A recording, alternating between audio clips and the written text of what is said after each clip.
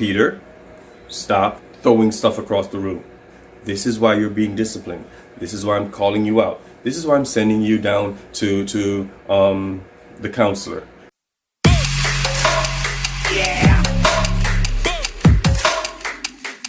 And welcome back to the Angry Teacher channel. I'm Richard Williams, the Angry Teacher. If it's your first time here, welcome aboard. I'd love to have you click the subscribe button and the notification bell for you to be updated on the next dope Angry Teacher video, because I want you to be a part of the community. I want you to learn. I want you to be educated. I want you to have fun with us. Bring the fun too. If you've been here before, thanks for coming back. You know I love y'all. I enjoy having the energy, having you around. So keep talking to me in the comments and it will keep this channel growing. Love y'all. Let's get into the video. So there are 6 ways I'm going to go over that can help us to help our students succeed. Especially in particular neighborhoods or environments where we work. It's good to keep these 6 things in mind so that we can get our kids to the next level. Not just go through the day-to-day and get them to be students, but we need to get them to be good students and good citizens as they leave us. So let's get into the video. Number 1, set high expectations. Now, sometimes it's going to be hard dragging them up to your standard. You set the bar here, and you know they're down here, so it's hard to get them to move to that level. But set the high expectations and put your foot down, keep it there. Now, sometimes you may have to adjust, move it down a little bit lower, but still keep it higher than their expectations. Yours needs to be higher than what they expect for themselves. So academically, push them, drive them. Obviously, you guys probably will be working with other groups of teachers, but if not, have yourself go ahead and look at what the next grade level expects. What are other kids doing at other schools? The good schools, if you will, or the schools that are testing well. And you know, we're gonna have another video about all of that foolishness. But in any case, see where the kids are, where they need to be, and then a little bit more, so you can get them to that level. You know what you're preparing them for, and trust me, they are going to fight you on it almost every day. But don't stop. Keep going, keep pushing them, keep remediating, keep pushing, keep remediating, keep pushing, scaffolding, getting them to that standard that you set for them academically. It doesn't hurt if they start the following year knowing more than they're expected to. All right? So that's academically, but socially and civically, push them as well. There's some kids who do not like talking, but at some point you're going to be working on a job or getting something going where you're going to have to work with other people. So I'm going to have you work in groups. I'm going to have you do presentations. I'm going to have you go out there and speak to a different set of kids. I'm going to have you join organizations, because you need to know what's going on civically. I need you to know what's going on socially. I need you to be more aware of yourself. I'm going to get you to be, and that's why parents send us there, so the kids can come back differently. All right, so set high standards and keep them to it. Set expectations. Don't forget to like, comment, subscribe, and ring the notification bell for the next dope Angry Teacher video, because they come out every Friday, Saturday, Sunday. Every weekend, all weekend, you can be educated and entertained. So check them out. Don't forget to like and subscribe though, because that's how we keep growing. Number 2, establish routines and procedures. Have how-tos. This is how you sharpen a pencil in my class. This is how you take a test in my class. This is what is expected while you are going to the restroom in my class. Have the dailies. Have them know that every day they come in, this is where they put work. This is how they turn in work. This is how they address a situation. And some things you're going to have to make up along the way. Like before, when there was a mistake on my part for the grading or inputting grades, I would have, the kids would form a line and come up, and then I realized that it's not very, sometimes, ran out of time, they have to go to another class. So I have them doing grade discrepancy forms. I created a form, staple your assignment to it, turn it in, and then I'll fix the problem. And then COVID happened. So now I have them type it in the message, the email message task title bar, and then tell me what the situation is, forward me the work, and we fix the problem. So things are going to change for your dailies, but they need to know that there's a daily. They know that every day they come in, they look at the agenda on the PowerPoint. They can also download the PowerPoint on their own and look at it and figure out what they need to do for the day or for the week. How does the class work? That's basically what this is, the routines. How do we get things to function without, you know that when I'm at the door greeting kids, you know what you need to be doing once you get in. You know, there's no, oh my God, sit down guys, you're making too much noise and all this stuff. They know you need to be quiet, you need to start working. There's something you need to be doing, and I don't need to tell you this every class period. All right, so make sure you have procedures, make sure you have routines that they know and they can follow along.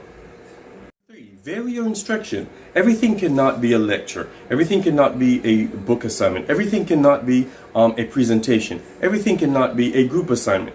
There needs to be some form of variation in how you deliver your lesson, because you need to address the different modalities, the different preferences, the different learning styles. If we're all catering to the kid who is kinesthetic, because you know we've been told if you teach in certain neighborhoods, some kids expect to be bouncing around the room all the time, then how much learning, and that's once again, we're going to make a video about that. That's just a catch-all to say that you're teaching and there's all this activity and you think you're reaching every kid, but you're not touching on some kids' learning preferences. Some kids want to sit down and that's how they learn. Some linguistic learners, you have those kids who will sit down and they listen to you and they hear everything, but if there's all this noise and the bouncing and you're trying to be that dope teacher, that cool teacher, and everybody's moving around and nobody's really focusing on what they need to do, how well are you reaching all the kids? So vary your instruction. Do maybe some lessons the format will be different, so kids will remember that novelty. They will remember divisions better because you did it differently from all the other lessons that you do the same way, or from that lecture that you keep going over in government, and now that they have to work as a group, oh my God, something's different. So these are things to think about. Vary your instruction because you have different types of kids in the room. Come on. Show you care for your students. And sometimes it's hard. Some kids really make it hard.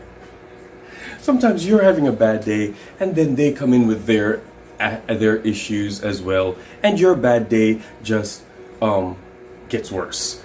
Or you know, and people keep saying, you know, leave stuff at home and blah blah blah, but everybody else in every profession, and the kids and the parents, everybody else is allowed to have a bad day, but teachers aren't.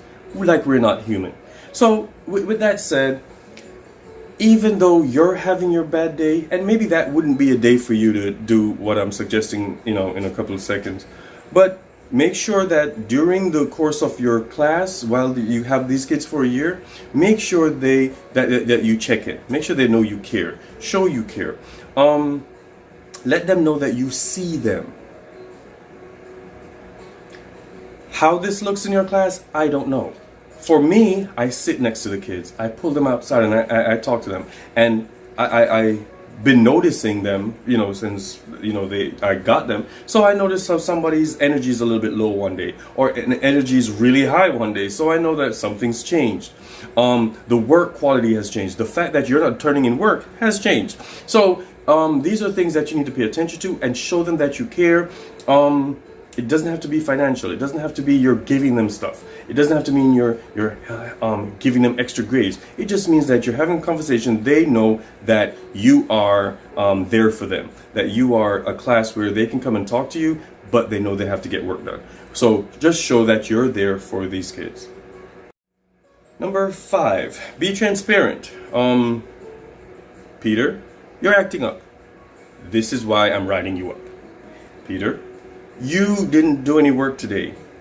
I see that this is a problem. It's been happening like every Wednesday. You don't do anything. What happens on a Tuesday? This is why I have to call your mom. Peter, this is how you keep doing the same thing and getting the same equations incorrect. Or every time you do a project, nobody wants to work with you. Peter, I'm talking to you now because this is how I grade. You have to participate, you have to do this, you have to do that. So this is how, if you do all these things, you'll be fine. But Peter, you're not doing it. Peter, stop throwing stuff across the room. This is why you're being disciplined. This is why I'm calling you out. This is why I'm sending you down to the counselor. Because Peter, you're not doing what you're supposed to be doing. Let your kids know what's going on.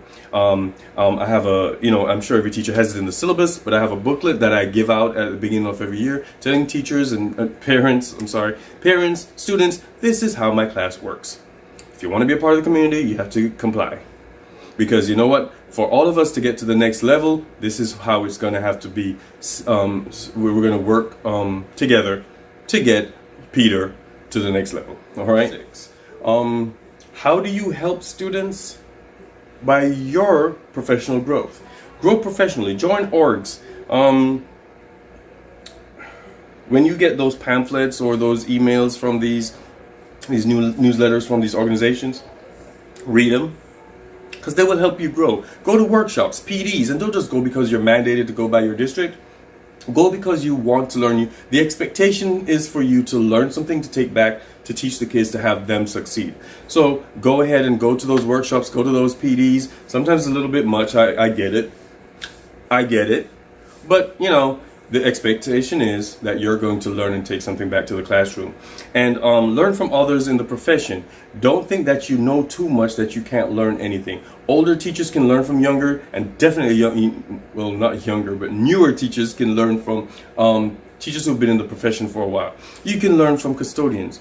You can learn from the school bus driver. You can learn from other professions that you can take into the classroom and kind of help our kids get to the next level. And those are my 6 tips to help students succeed, 6 ways to help students succeed. Try them out. Let me know which ones work, which ones don't. Hit me up in the comments below and we will talk about it. Thanks for coming to class today. As usual, I need you to go out there and be great. Hey, let's just go out there and teach. Yeah.